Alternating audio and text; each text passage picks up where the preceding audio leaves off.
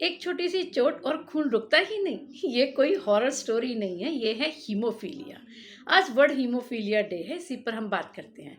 Haem मतलब blood और philia को फेल से याद रखना, मतलब ये वो बीमारी है जिसमें ब्लड क्लॉट नहीं हो पाता।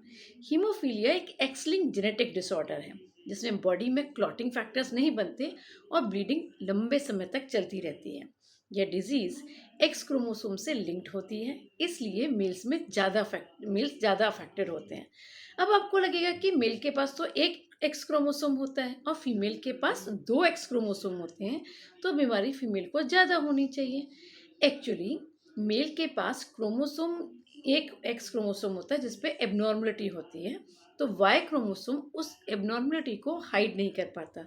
जबकि फीमेल के पास में दो एक्स क्रोमोसोम होते हैं, तो यदि दोनों एक्स क्रोमोसोम अफेक्टेड हैं, जो बहुत ही रेयर होता है, तो ये बीमारी होगी। नहीं तो एक एक्स क्रोमोसोम पे यदि एबनॉर्मलिटी है, तो दूसरा एक्स क्रोमोसोम उस इफेक्ट को हाइड कर लेता है।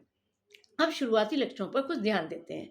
यदि छोटी सी चोट लगने पर भी कंटिन्यूअस ब्लीडिंग होती हो, बार बार नाक से खून आता हो, शरीर पे बहुत जल्दी ब्लू कलर के पैचेस बन जाते हों, जोड़ों में सूजन या दर्द हो जो इंटरनल ब्लीडिंग की वजह से हो सकती है, और कोई भी टीथ ट्रीटमेंट के बाद लंबे समय तक ब्लीडिंग होती हो, तो ये बहुत सतर्क बीमारी है। खासकर करियर फीमेल्स के अंदर पीरियड्स के समय बहुत लॉन्ग टाइम ब्लीडिंग हो सकती है, क्लॉट बन सकते हैं, वीकनेस महसूस हो सकती है।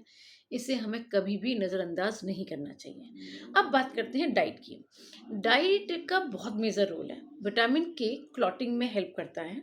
आयरन रिच डाइट एनीमिया से बचा सकती है, और कैल्शियम भी ब्लड क्लॉटिंग में एक इम्पॉर्टेंट रोल प्ले करता है। तो ऐसे लोगों को विटामिन के, iron and calcium rich diet को प्रेफर करना चाहिए।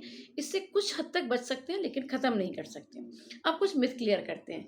हीमोफीलिया कॉन्टेजियस नहीं है, ये जेनेटिक डिसऑर्डर है। ये छोटी चोट से ही नहीं बल्कि इंटरनल ब्लीडिंग से भी डेंजरस बीमारी बन सकती है। ये सिर्फ मेल में नहीं, फीमेल में भी हो सकती है। फीमेल्स की कैरियर भी हो सकती है और अफेक्टेड भी हो सकती है। क्या इसका ट्रीटमेंट पॉसिबल है?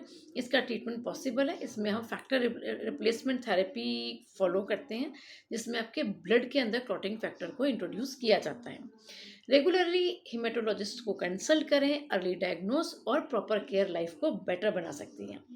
यदि हम इंडिया की बात करें तो लगभग 1.5 लाख लोग ऐसे हैं जो हीमोफीलिया के पेशेंट हैं। रजिस्टर्ड पेशेंट की संख्या बहुत कम है, कारण अवेयरनेस और डायग्नोसिस की कमी। इसलिए हीमोफीलिया से डरना नहीं है, समझना जरूरी है। और अंत में मुद्दे की बात, हम ये सारी बात यहाँ क्यों कर रहे हैं?